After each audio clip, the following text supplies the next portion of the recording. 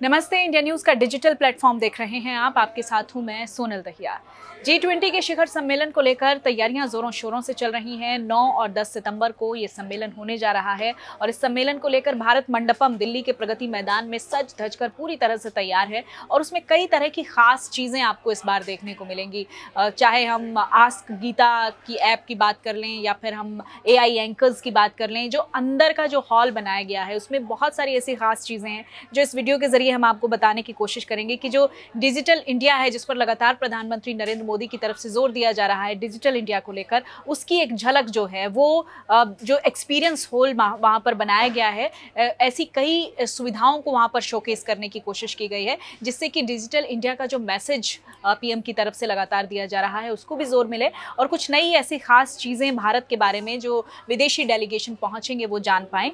क्योंकि किसी भी आपने देखा होगा कि किसी भी शॉपिंग मॉल में जब आप एंट्री करते हैं तो आपको ज़रूरत की सभी चीज़ें एक ही जगह पर दिख जाती हैं और ऐसा ही कुछ जो है उस एक्सपीरियंस हॉल में जुटाने की कोशिश की गई है कि जो डिजिटल वर्ल्ड वहाँ पर बनाया गया है उसमें आपको किसी भी तरह की कोई कमी ना लगे, आपको लगे कि तमाम सुविधाएं आपके आसपास ही हैं। और इसी के चलते जो दिल्ली है इस वक्त वो चर्चा का विषय भी बना हुआ है क्योंकि जो तैयारियां हैं उन तैयारियों से, उस मेज़बानी से भारत पहली बार G20 की अध्यक्षता कर रहा है और ये निश्चित तौर पर भारत के लिए गर्व की बात है। और ऐसे में भारत कोई कोर कसर नहीं छोड़ना चाहता कि किसी भी तरह की कोई भी चूक रहे या फिर मेहमान नवाजी में किसी तरह की कमी रहे। और इसीलिए वहाँ पर जो डिजिटल इंडिया को शोकेस करते हुए जो अंदर से कुछ खास चीज़ें हैं, जो एक्सपीरियंस हॉल है वहाँ से जो नज़र आई हैं, वो AI विदेशी एंकर वहाँ पर आप देखेंगे। जो AI विदेशी एंकर है वो हूबहू ऐसे ही आपको लगेंगे जैसे कि सामान्य लोग होते हैं,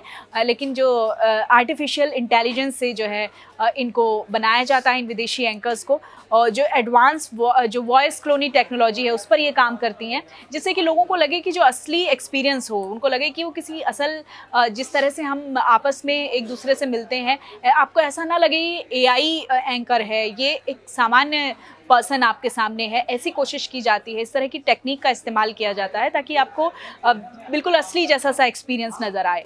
और होलो बॉक्स में ये एंकर जो है वो मौजूद रहेगी।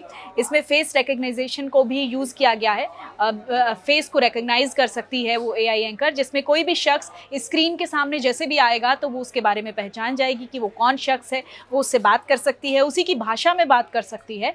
और डिजिटल इंडिया का एक छोटा सा हिस्सा है जिसमें कई टूल्स इस समिट में जो है जोड़ने की कोशिश की गई है। साथ ही आस्क गीता में जब आप आस्क गीता, ये एक जो प्रगति मैदान का जो हॉल नंबर 4 है वहाँ पर डिजिटल इंडिया की उन सभी सुविधाओं को शोकेस किया गया है जो आपकी लाइफ को कहीं ना कहीं ईजी बनाती हैं। और ये जो आस्क गीता है ये AI जनरेटेड एक ऐप है जो डिजिटल इंडिया एक्सपीरियंस जोन में आपको मौजूद मिलेगी।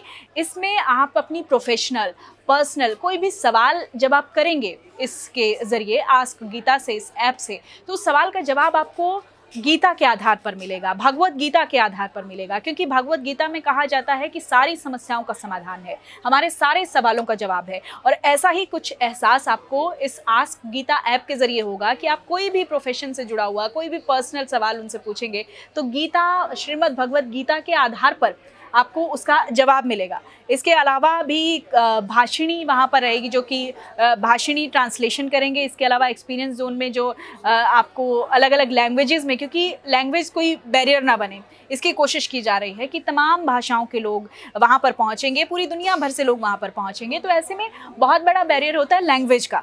ऐसे में भाषा की ट्रांसलेशन के लिए वहाँ पर भाषिणी जो है उसकी टीम मौजूद रहेगी। एक AI बेस्ड एक लैंग्वेज प्लेटफॉर्म होता है जिसमें आप जो है ट्रांसलेशन कर सकते हैं। आप किसी भी भाषा को जानने के लिए, समझने के लिए, अगर आप उस भाषा से पहले से यूज टू नहीं है तो भाषिणी के ज़रिए उसको ट्रांसलेट किया जा सकता है ताकि आसानी से आप उन बातों को समझ पाएँ। क्योंकि लैंग्वेज कोई बैरियर ना बने, इसका पूरी तरह से कोशिश की जा रही है। और कई ऐसी इंटरनेशनल लैंग्वेजेस होती हैं जिसको आप अंडरस्टैंड नहीं कर पाते हैं, तो भाषिणी के ज़रिए आपको उसमें भी फ़ायदा मिलेगा। तो ये तमाम चीज़ें हैं जो रहेंगी।